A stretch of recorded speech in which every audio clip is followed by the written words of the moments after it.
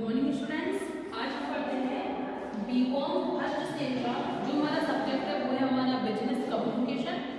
And business communication में हमारा जो टॉपिक चल रहा था वो चल रहा था हमारा भ्रमित संप्रेषण यानी मिसकम्युनिकेशन। मिसकम्युनिकेशन के कुछ पॉइंट्स इससे पहले वाली वीडियो में कंप्लीट हो गए हैं, तो आप लोग पिछली वीडियो जाकर देख सकते हैं जिनसे आपको कोई भी टॉपिक मिस ना हो।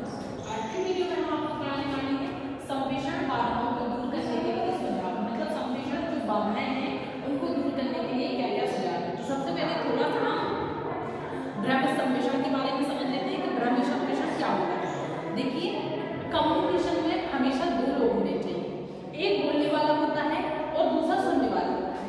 और एक बोलने वाले सुनने वाले के बीच में जब आपस में विचार विमर्श होता है, बातें होती हैं, मतलब ट्रांसफर एक्सचेंज इंफॉर्मेशन होती है, तो उस समय कुछ ऐसी प्रॉब्लम्स आ जाती हैं जैसे सुन नहीं पाता है या आवाज नहीं आ पाती है या शोर बहुत होता है इस वजह से, और व्यक्ति को उसमें गलत फहमियां हो जाती हैं, मिसकम्युनिकेशन हो जाता है और वो गलत समझ लेता है, गलत सुन लेता है। और इसी चीज को हम क्या कहते हैं, मिसकम्युनिकेशन कहते हैं।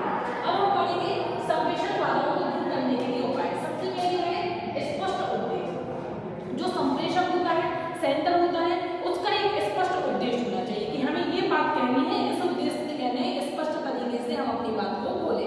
तो स्पष्ट उद्देश्य ये होता है कि सुनने वाले को भी उसका थोड़ा सा अनुमान होता है और बोलने वाले का भी स्पष्ट पूरा उद्देश्य होता है। उसका उद्देश्य होता है कि हम अपनी बात को इस तक पहुंचाएं और उसका उद्देश्य होता है कि हम इनकी बात को एक बार सुने। तो स्पष्ट उद्देश्य होना चाहिए। फिर दूसरा है हमारा श्रोताओं की सामान्य जानकारी।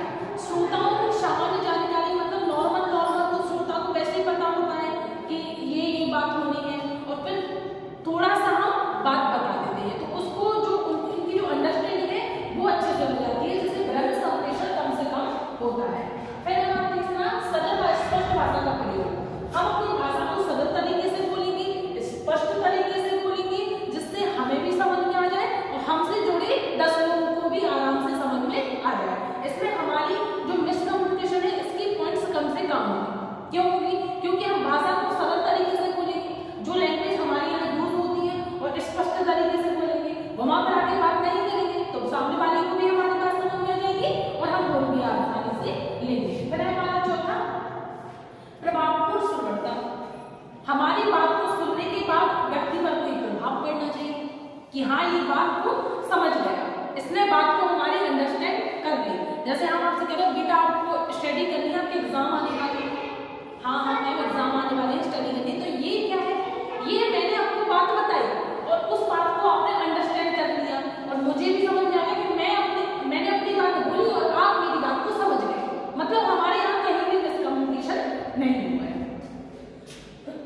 नेक्स्ट है भावनाओं का संपूर्ण नियंत्रण। हम अपने अंदर से भावना जागृत करके कोई भी अनुमान नहीं लगाएंगे, उस पर नियंत्रण रखते हुए किसी थर्ड पर्सन से हम बात करेंगे। जैसे कभी कभी ऐसा होता है कि हम दुखी हैं तो सामने वाले की बात हमेशा नेगेटिव वे में समझ में आ रही है, या हम खुश हैं तो उसकी चिड़चिड़ापन भी हमें बहुत मतलब अच्छा लग रहा है। तो ऐसा नहीं होना चाहिए, भावनाओं का संपूर्ण नियंत्रण रखना चाहिए। सामने वाला जो बात कह रहा है, जिस मैटर से कह रहा है, जिस संबंध से कह रहा है, वही बात को अंडरस्टैंड करना चाहिए। फिर नेक्स्ट है हमारा शोर कम से कम करना।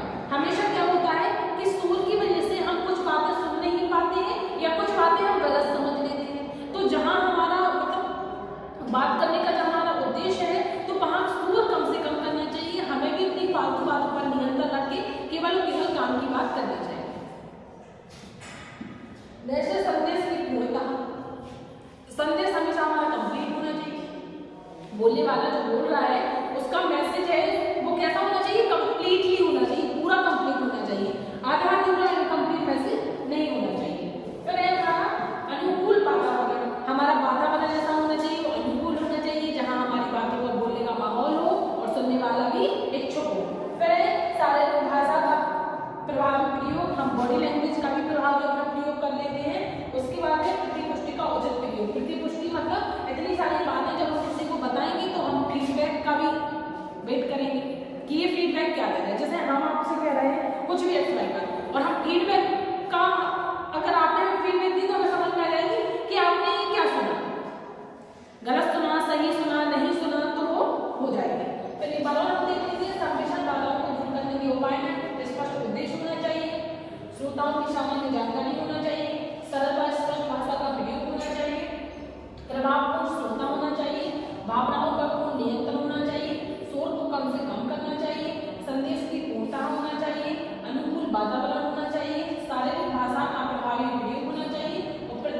का उचित प्रयोग होना चाहिए। साथ ही आप लोग को बता दें कि जो डे बाय डे आपको टॉपिक्स बाय टॉपिक्स वीडियोस बनाई जा रही है, तो आप लोग अपने नोट्स तैयार करते जाएं, जिससे आपको परीक्षा के समय में किसी भी प्रकार की कोई भी दिक्कत नहीं आएगी। अब आप लोग नोट कर लीजिए, इसके बाद मैं आपको नेक्स्ट वीडियोस में पढ़ाती हूँ। Thank you.